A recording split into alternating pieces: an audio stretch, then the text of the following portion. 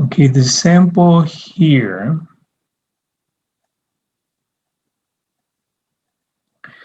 Okay, so what is the dilution factor when you add 0.1 ml of a specimen to 9.9 mLs of buffer?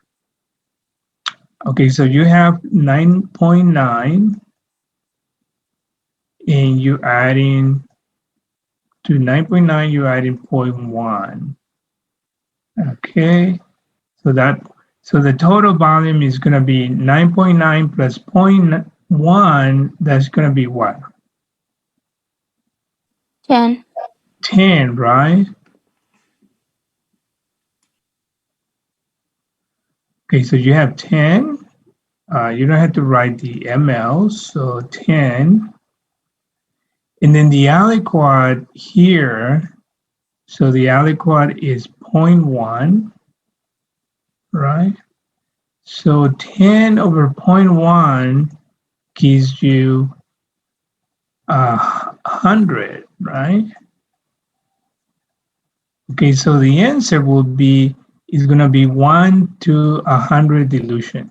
So you're diluting it 100 times. Okay, so this is the definition of dilution factor. It's how much are you diluting something? And so again, so dilution factor, if I just use dF is equal to the final volume. So I'm just going to write volume, F for final, over the aliquot volume. So volume again, but in this case is the aliquot. So just going to write 8 for aliquot or AL aliquot. Okay, so that would be the definition that you need to get a dilution factor of anything. How much you're diluting something. Okay, any questions? No? Okay.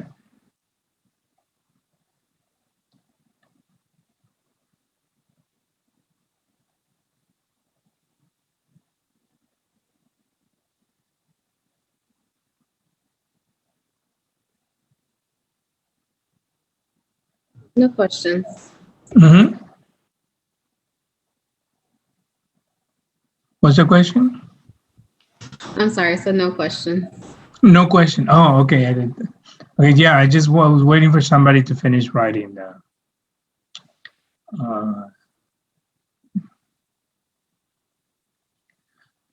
Okay.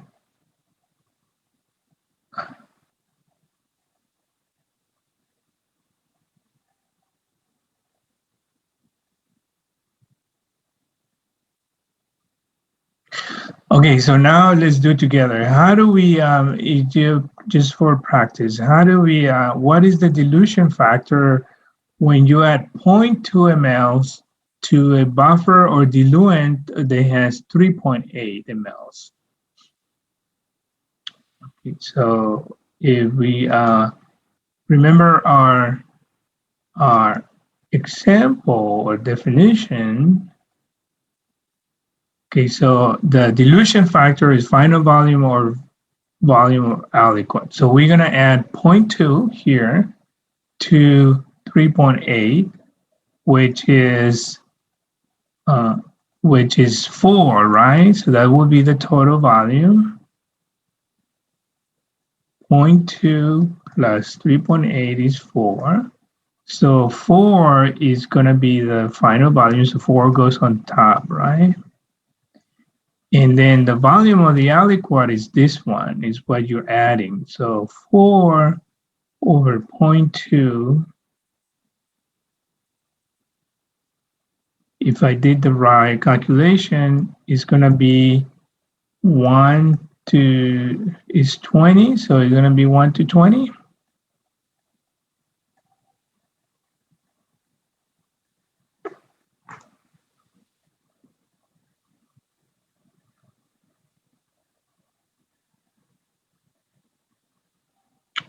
Okay, so that would be the dilution factor here. Okay, Okay, so far these are some of the main concepts that we need to know for dilution factor.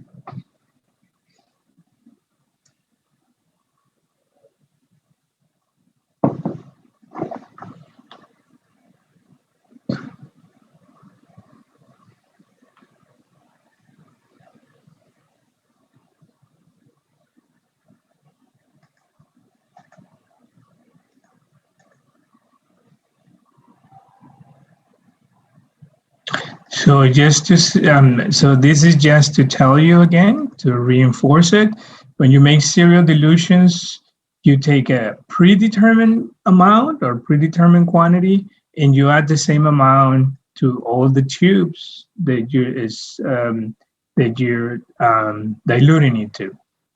And so every time you make a dilution, you can multiply the dilution to get the dilution factor.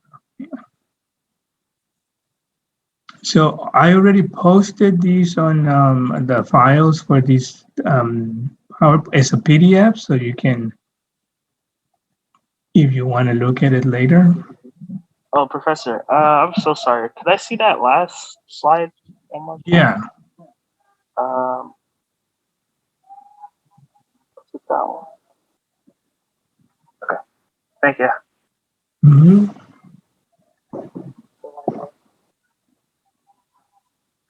Okay, so in the example before, like if you wanted to do if you wanted to use that example to make a serial dilution, if you're doing serial dilutions, you want to make it the same dilutions, then every tube will have 3.8, and then you're gonna every successive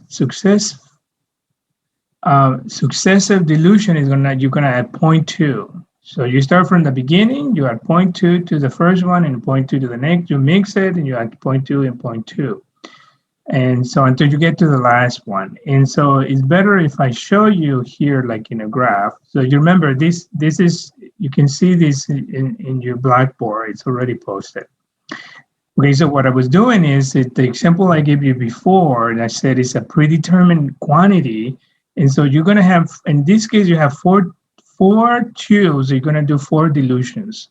You add the same amount of buffer, which is 3.8, 3.8, 3.8, and 3.8. And so this is in mLs.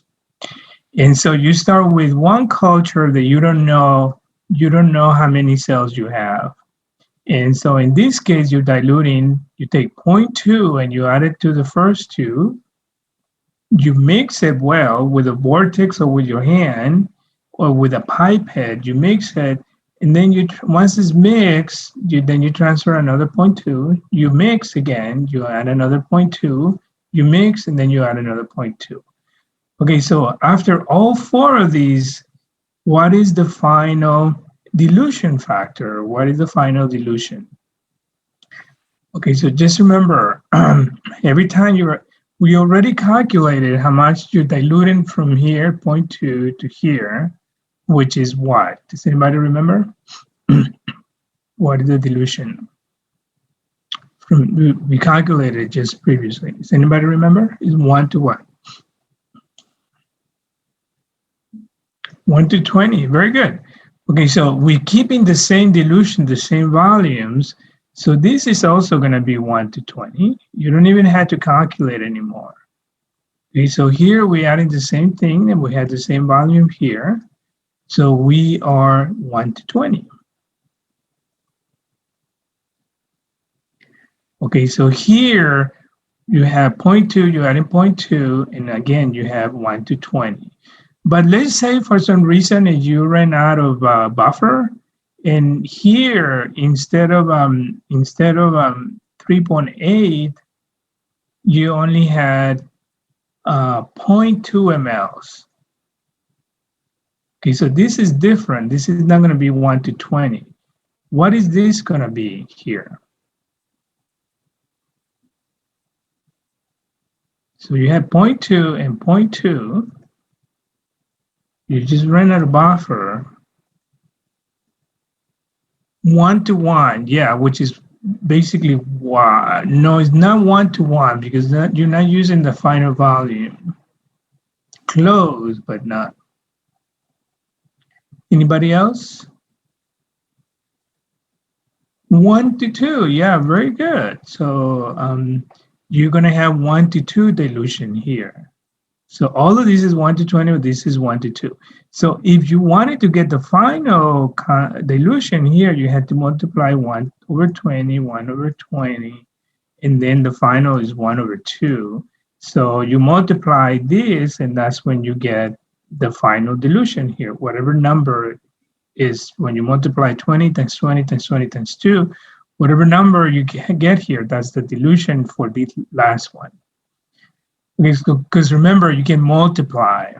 Okay, so this is why you keep the same volume. So to prevent from getting different, having to worry about doing dilutions for each single test tube to calculate it, because if you only calculate it once here, then all you have to do is multiply. Okay, so any questions?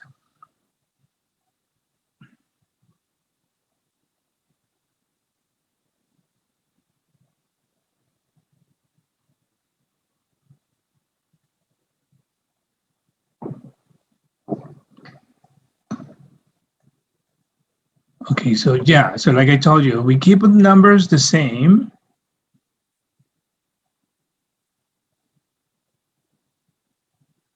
Okay, so you keep the numbers the same, then you have 1-to-20, 1-to-20, 1-to-20, 1-to-20. So it's easier to calculate because we know we can multiply, right? Like I told you.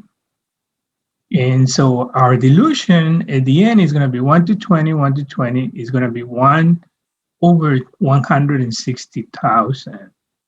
Okay, so the other way to do it, like we did it before, it says 1/20 to the what? What number goes here? 4. 4, very good. Yeah, 1/20/4, and that will give you the same number here. Okay, so if you understand it, once you understand these dilutions and how to do them, it actually becomes very easy in the lab to do it. If it could be confusing if you don't grasp even though they're not difficult concepts, but when you put them all together, then sometimes it just takes a little practice.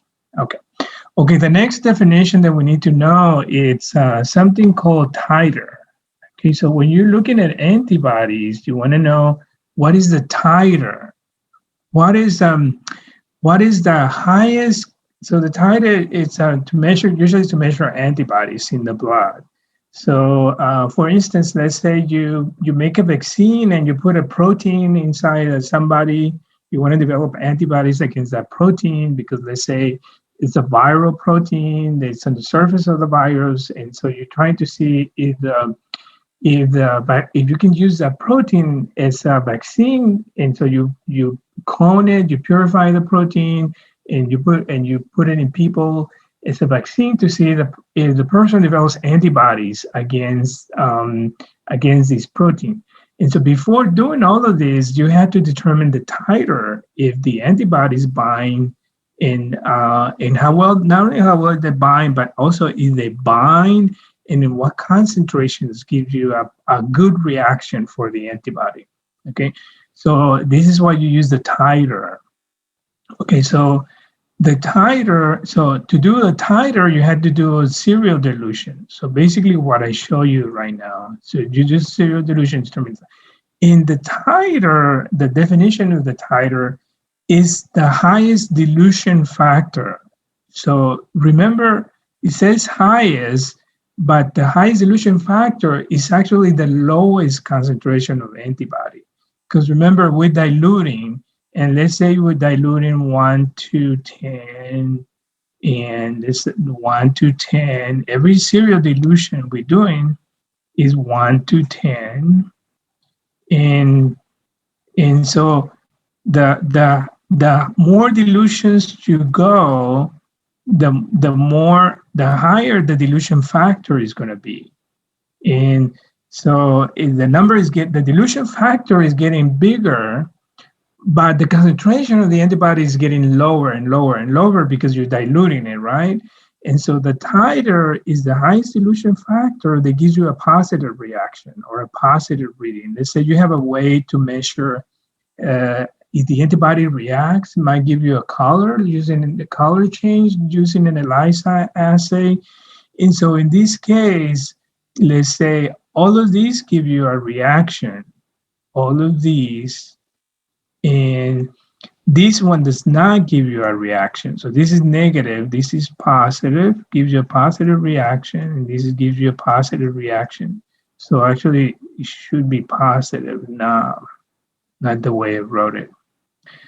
Okay, so it gives you a positive reaction. Let's say in the ELISA it turns yellow, gives you positive, positive, and positive. Okay, so this one that gives you a negative number. This is not going to be used to determine the titer. You use this one, the lowest concentration or highest dilution factor that gives you positive. Okay, so that's the definition of titer. It's a low concentration of the antibody. So if it's a really good antibody that reacts really well with the antigen, then it's going to have it's going to react at a low concentration and at a high dilution factor. Okay, and so in the example I give you here, you have positives in the first 6 samples of a serial dilution. The dilution we were doing previously, that means the titer is 1 to 64 or 2 to the minus 6. So 1 to 2 to the 6, which is the same as 1 over 64. Okay, so that's the dilution that it gives you the positive reaction. Okay, so it turns out though, however, that the titer is not reported as a fraction like this. It's not reported like that. It's reported as a whole number, okay, to make your life a little more complicated. And so this is just the way it's done. And so a titer or the reciprocal. Okay, the reciprocal just means so you have 1 to 10. The reciprocal of 1 to 10 is 10. So basically the inversion or the reciprocal. Of the last two, that gives you a positive reaction. Okay, so you calculated that the dilution is 1 to 800. Then the titer that is reported is going to be 800. Okay, so 800 will be the titer. So you do dilutions, and the dilution is 1 to 10,000. Then that means that the titer is 10,000. Okay, so the titer is 10,000. Okay, so this is how you report them. Okay, and all these titers, they're nothing to do with, and it's more with antibodies, not to do with like bacteria or microbiology.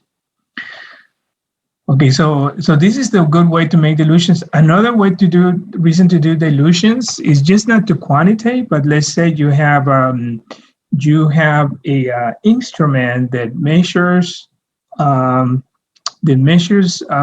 let's say sugar concentration or glucose, but the instrument that you have says it only measures, it only measures accurately to 500 milligrams per deciliter. And so to measure, if you want to measure the amount, so what your amount has to be accurate has to be less than 500. So, right, it has to be less than 500.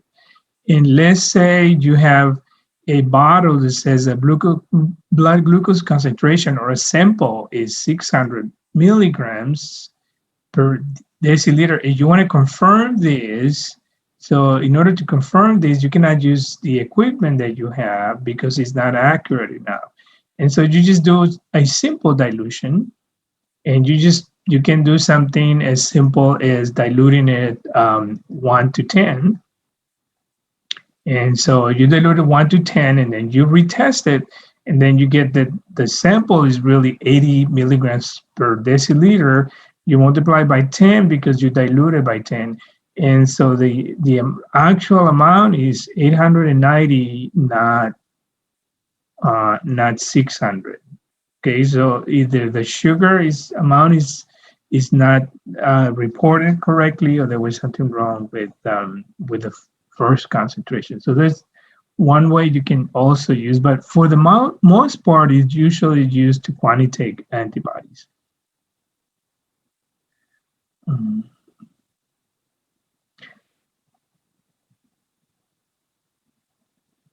Okay, so another thing that that you had to take into account is every dilution that you do, and so sometimes you had to go. You have a serial dilutions, but for whatever reason, you had to not use the same amount of for the final dilution because whatever reason.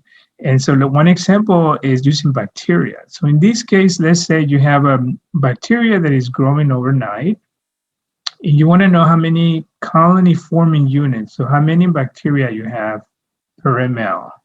So in bacteria, they usually refer them as colony forming units. Instead of just referring as bacteria, they just calling CFUs per ml.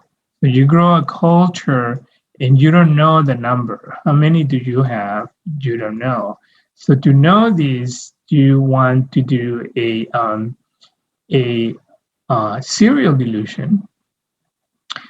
Okay, so we basically do the same thing that I already show you.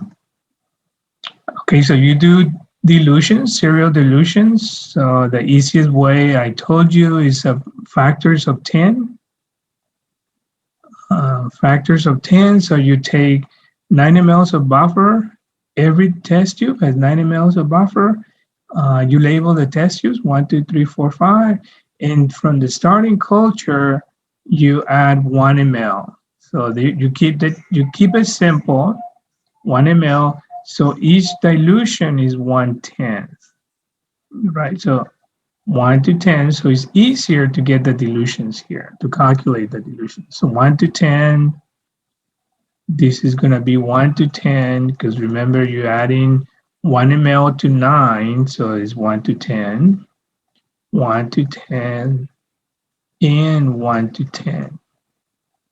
Okay, so if you were going to count directly from here, all you have to do is multiply all of these, right? So the dilution here, and these tube will be 1 times 10, 1, 2, 3, 4, 5 to the 5th. That would be the dilution. Okay, so, but bacteria or cells or even cell culture cells, you cannot count, you cannot just take 1 ml and count it. You had to plate it. In the case of bacteria, you had to plate it, put them in a plate. And so here, you have this dilution of 1 times 10 to the 5th, but then you really don't know how many bacteria you have here, right? You just know you diluted it 1 times 10 to the 5th, but you really don't know how many there are per ml. Okay, so in order to quantitate that or to measure that, you had to plate it. So bacteria you had to plate. Cell cultures, you had to put in a hemocytometer. You can actually count them in a hemocytometer. But the point here is, so you have this is the same dilutions that I went over already. So 1 to 10, every time is 1 to 10. From here to here, all of these are 1 to 10.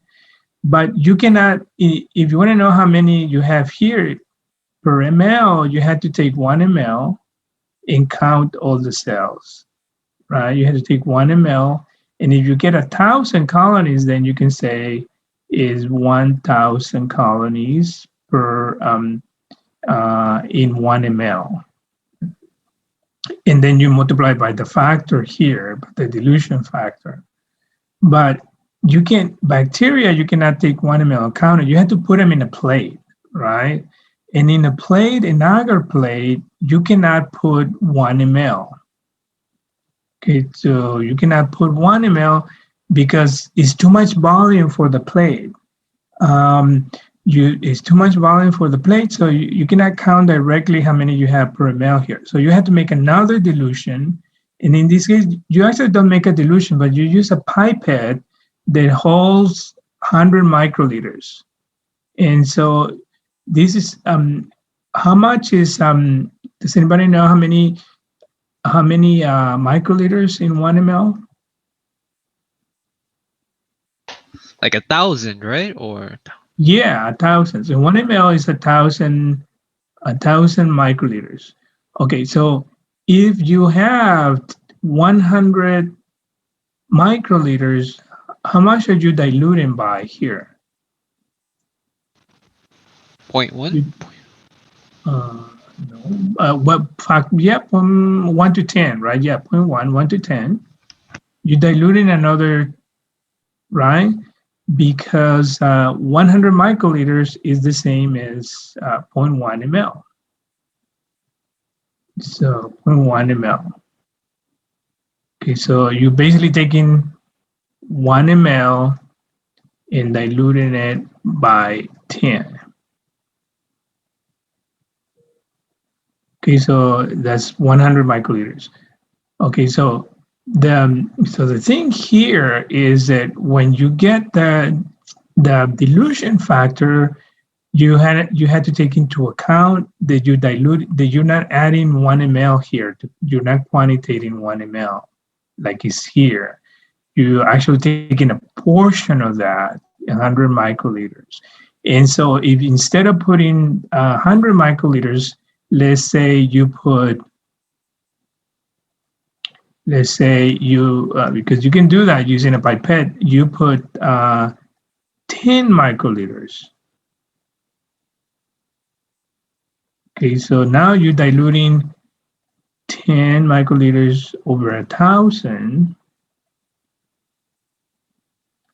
So in this case now, the dilution is 1 over what? 100.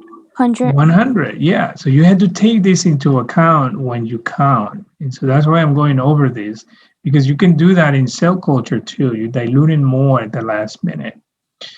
Okay, so, but the sample we have here is you take 100 microliters. And so remember 100 microliters over 1,000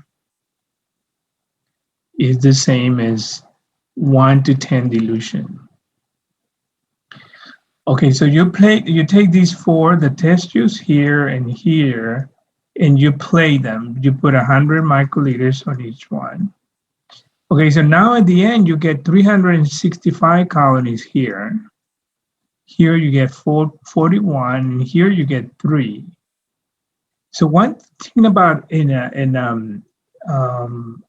plate, an agar plate, 365 colonies is too many to count.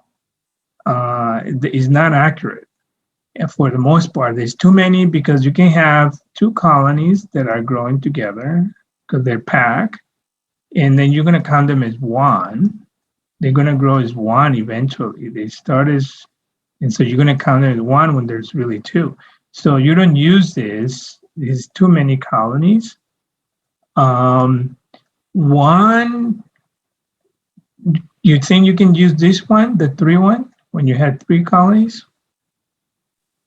No. No, you're right. It's no, because it's not accurate either. So 3 colonies is not accurate because it has too few colonies. And so if you play at the same amount here, and sometimes you're going to get 1 colony, sometimes you're going to get 4 colonies, sometimes you're going to get 5. So it's not inaccurate. You know, it's going to give you a number that is not accurate. And so in this case, 41 is a good number to count. So all the bacteria are spread out. And so they're able to grow. They're not too There's not too few, there's not too many either. And so the dilution here, the way you get it, the colony is going to write 41. So this is the number of colonies you got. And then you multiply by the dilution factor, which is 1, 2, 3, 4. So the 10 to the 4 here, right? This can be, you can multiply 10.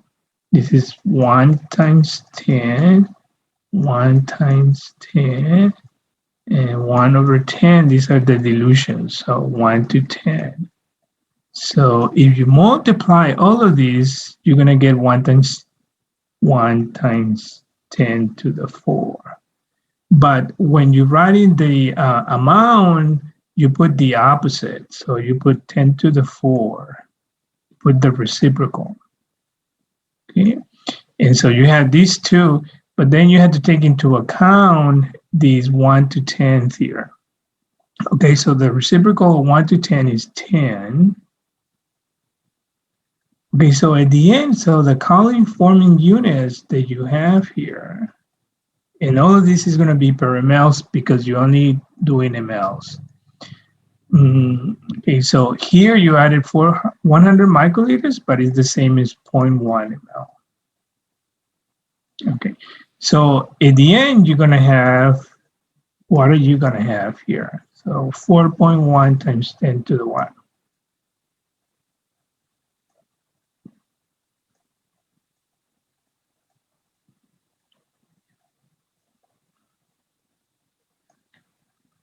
How many?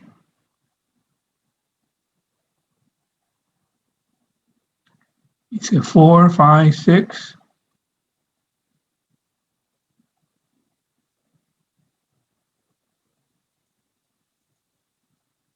Somebody said 5. Okay, so it's 4 plus 1, 5, plus here I took one and put another one here because I moved the decimal here. So it's really 4.1 times 10 to the 6. Okay, because I converted the 41 to 4.1 and then added, it's like you add in another 10. Okay, so that will be your answer here. So 4.1 times 10 to the 6. I have a question. Yeah. For the CFU values, will those always be given to us, or how did we get that 41? How did you get the 0.1? Oh, so the 4.1, the reason we got it because I told you that there's 41 colonies here. Okay, so those values will always be given to us, or is there a way to calculate? Yeah, you will if I would tell you you got 41 colonies. Okay, So, thank you. Yeah. So for the most part, we're not going to do much with bacteria. I was just showing you because I'm showing it's the same math that you do for cell culture. Okay, thank you. Mm-hmm. Okay, so now that we know the bacteria, then we can go to the cell culture. And so for the cell culture, you're going to watch and so I already went over this. So cell culture, you want to watch, not now, but you're going to watch on your own time. There's a short video here and how to do a hemocytometer. So a hemocytometer, has anybody ever used a hemocytometer? No. Okay, that's fine. So a hemocytometer, not you. Okay. Okay, so a hemocytometer is like a slide, where you put bacteria, and then, but it's a special slide because you have a slide, and hopefully maybe later we can use it in the lab.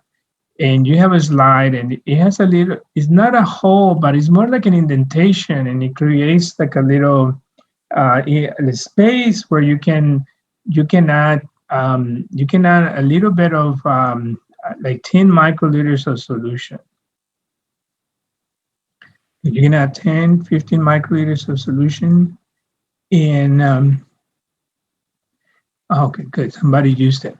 Okay, so you add 10, and it tells you here how much you add. And so what happens is you put your solution that has your cells after you dilute them. So let's say you have a cell culture, you grow it, and then you make a couple of dilutions, so maybe 1 or 2 dilutions, and then you take a sample from here and you put it, let's say 10 microliters, something like that. And what you do is that you put it in the microscope, the hemocytometer, you put it in the microscope. And when you look inside the microscope, so before you do that though, you take a sample of your culture and you add a dye to it.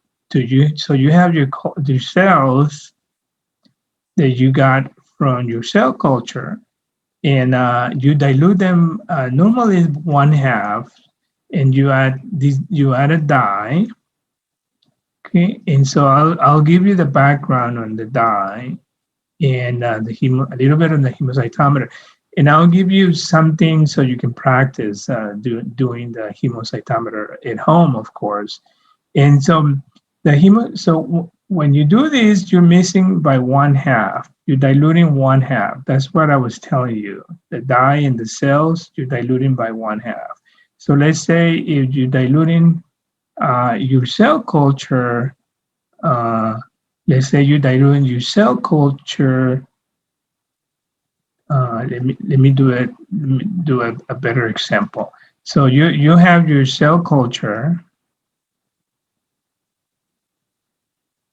and that you want to put it in a plate and grow it, but you want to know how many cells you have. And let's say you dilute it into a test tube, and you're diluting 1 to 10. Okay, so 1 to 10. From these 1 to 10, you take, let's say you have 1 ml of cells.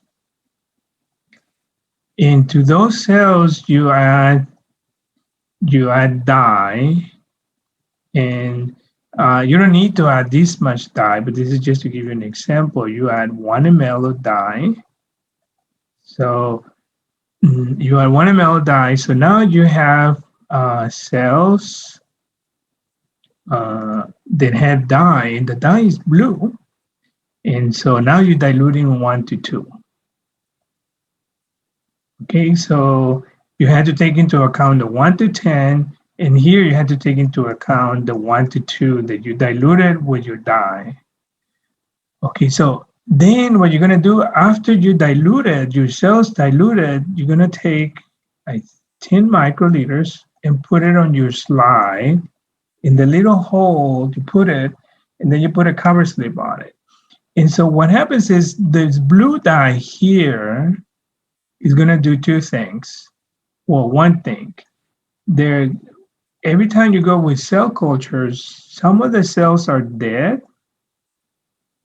They're called non-viable, and they take the dye. Okay, so these are dead cells. You're going to get, some of them are dead, some of them are living, and so these are non-viable cells.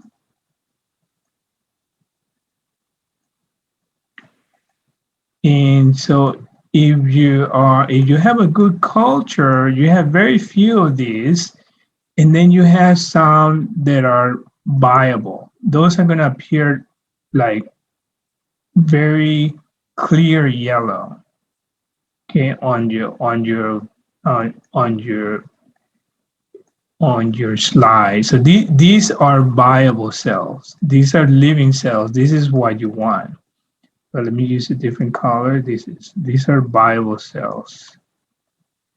Okay, so what's going to happen is, if I ask you a question, how many viable cells you have in your sample, this sample here, I'm asking only for these ones. If I said how many non-viable cells, I'm asking for the ones that are blue. If I asking how many total cells you have, I'm asking for both of them. Okay, so what happens in the hemocytometer is inside, when you put it in the microscope, you're going to see that you have like a cross here. You can see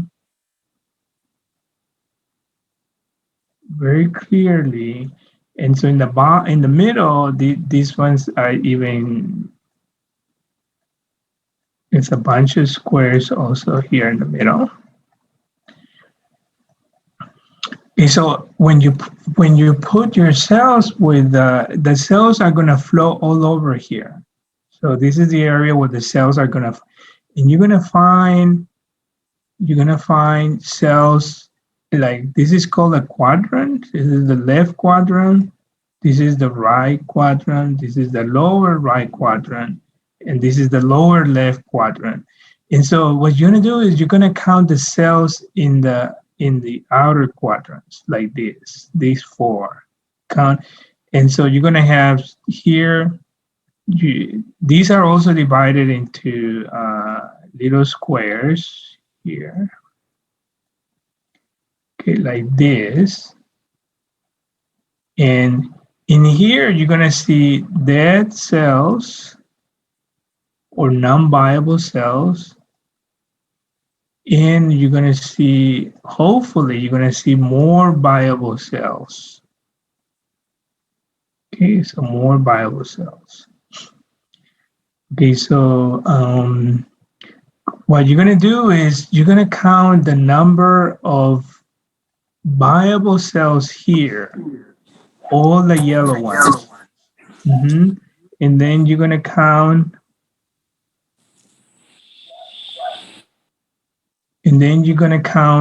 all the viable cells here, and here, and here. So you have four. When I look, you're going to count them. So if I ask for non-viable, then you count the blue ones. For the most part, when you're working, you're only working with viable cells. So the yellow ones. Okay, so what you do is you take you count here, this is quadrant 1. Let's say you have 20 cells here, viable cells. And then here you have 24. And let's say here you had 26.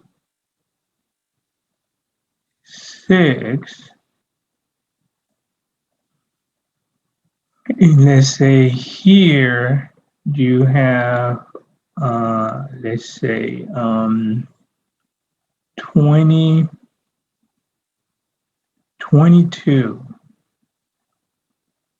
Okay, so what you do is you take the average of all quadrants. So this is 12 divided by 4 is 3. So you take the average of these 4 of them, the average.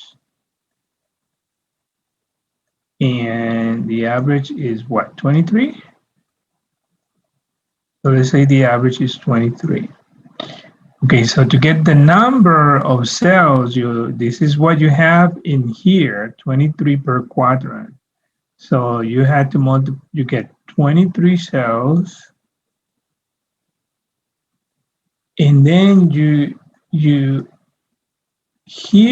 adding 10 microliters. You're not adding 1 ml. And because of that, you had to multiply by a factor of 10,000 all the time.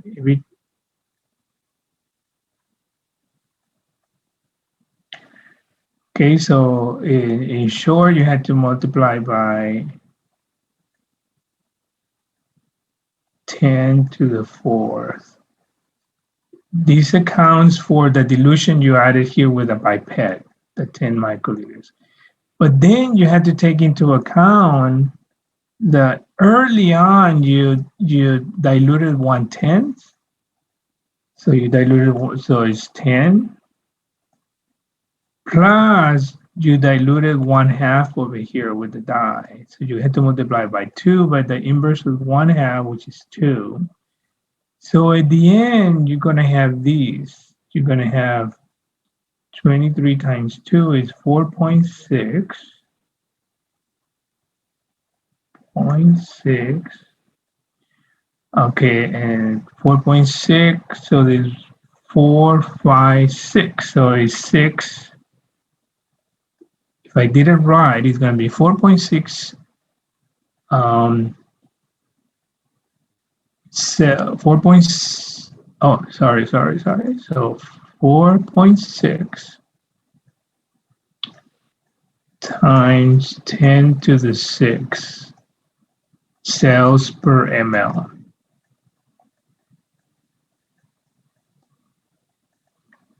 Okay, this makes sense? Yeah, you can check my math here because I did it in my head. I don't know if it's fine. Yeah. Okay, do you have any questions? This is out for curiosity, but is it possible for when you're actually like counting up the viable samples, is it possible for that like to turn to a non-viable sample, or it just stays like that for the entire time when you're counting? Oh yeah. Actually, once you add the dye, yeah, you're supposed to count pretty quick because yeah, the cells will die eventually. You leave them too long in the dye, yeah, they will die. So Is there like a time you have frame, a- or I'm is sorry. there like a time frame, or like It might vary between cells, but for the most part, you have like, I don't know, at least half an hour, 15, 30 minutes. Maybe, yeah, no more than that. So you don't want to wait an hour or two for sure. No less, no more than 30 minutes. But normally this process, once you do it a few times, you can do it you can do it within 5-10 minutes. Because you already know your calculations. You do your calculations ahead of time, and so the only thing you need to add to your number is the 23, right? But yeah, the cells will absorb the dye eventually, and they may fracture actually, not even turn blue. But yeah, within 15-20 minutes, you should be okay. thank you, Professor. Mm-hmm. Any other questions? Was this clear? In so Yes. Yes. okay, good. So that's all I have for today. So just remember to watch this video because it really shows really good how the is done in the lab. But basically, I went over all of the hemocytometer. And if you don't have any questions, then I may put like an example as an assignment, and then you can turn that in as an assignment. Counting the number of cells, and let's say I'll give you a couple of problems, and then you can solve at home. And of course, if you have any questions before you turn it in, you can ask me, and I will help you. Okay. Yes, thank you. Okay. Thank you, Professor. Thank you, Professor. Thank Good you. question. So that's Thank it for you. today. Mhm. If you do post this assignment, Bye. Have a good weekend. Sorry, Someone Professor. just asked a question. Oh, somebody asked a question? Go ahead. Yeah. The files, yes. I mean, the slides are, yeah. I had a question.